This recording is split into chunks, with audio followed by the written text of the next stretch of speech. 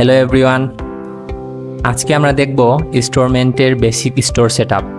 আপনি যখন প্রথমে স্টোরমেন্টে আসবেন তখন বেসিক স্টোর সেটআপগুলো কিভাবে করে নিতে হয়। তো সেই জন্য আমরা প্রথমে আসব ড্যাশবোর্ডে, তারপরে সেটিংসে গিয়ে বেসিক সেটিংসে আমরা দেখতে পারবো এখানে টাইটেল, এখানে আপনার বিজনেসের নাম দিবেন, তারপরে লোগো, আপনি এখান থেকে লোগোটা চেঞ্জ করে নিতে পারবেন। আপনার যেখানে লোগোটা আছে ওইখান থেকে লোগো সিলেক্ট করে সেভ নাও বাটনে ক্লিক করলেই লোগো অটো আপলোড হয়ে যাবে। ফেভিকন, এইখান থেকে আপনার বিজনেসের লোগো অনুযায়ী ফেভিকনটা সিলেক্ট করে নিতে পারবেন। থিম কালার, আপনি যখন লোগোটা এইখানে দিয়ে দিবেন আপনার ওই লোগোর বেসিসে থিমের কালার অটো সেট হয়ে যাবে। তারপরে আসেন কন্ট্যাক্ট হচ্ছে আপনার বিজনেসের যদি কোনো সাপোর্ট নাম্বার অথবা কন্ট্যাক্ট নাম্বার থাকে আপনি এগুলো এখানে দিয়ে দিবেন।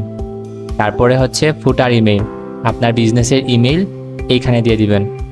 অ্যানাউন্সমেন্ট, আপনার যদি কোনো অফার, প্রমোশন অথবা কোনো নিউজ যদি আপনি পপ আপ হিসাবে আপনার ওয়েবসাইটে দেখাতে চান, এই সেকশনে এসে এডিট বাটনে ক্লিক করলেই আপনি আপনার মতো করে এডিট করে নিতে পারবেন।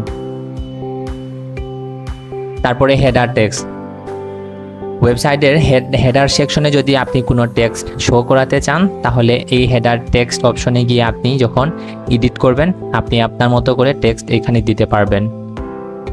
তারপরে আসেন সোশ্যাল মিডিয়ার লিঙ্ক, আপনার যদি কোনো ফেসবুক পেজ, ইনস্টাগ্রাম অথবা ইউটিউব চ্যানেল আপনি আপনার ওয়েবসাইটের সাথে লিঙ্ক করতে চান অথবা ওয়েবসাইটের লিঙ্কগুলো দিতে চান, আপনি এই লিঙ্কগুলো এইখানে দিয়ে দিবেন। তারপরে বর্তমানে ফেসবুক মার্কেটিংয়ের সবচেয়ে গুরুত্বপূর্ণ একটি টপিক হচ্ছে ফেসবুক কনভার্সন ট্র্যাকিং অথবা আমরা যেটা ফেসবুক পিক্সেল সেটআপ বলি। স্টোরমেন্ট দিচ্ছে খুব সহজেই অল্প কয়েকটি ক্লিকের মাধ্যমেই ফেসবুক পিক্সেল ইন্টিগ্রেশনের সুবিধা। আপনি যখন এই হেডার কোডে গিয়ে এডিট বাটনে ক্লিক করবেন ফেসবুকের বেস পিক্সেলটা আপনি এখানে বসায় দিলেই ফেসবুকের পিক্সেল সেটআপ অটো হয়ে যাবে। সো এটাই ছিল আজকে আমাদের বেসিক সেটিংস। আমরা ওয়েবসাইটের প্রত্যেকটি সেকশন নিয়ে আলাদা আলাদা ডিটেলস ভিডিও করব।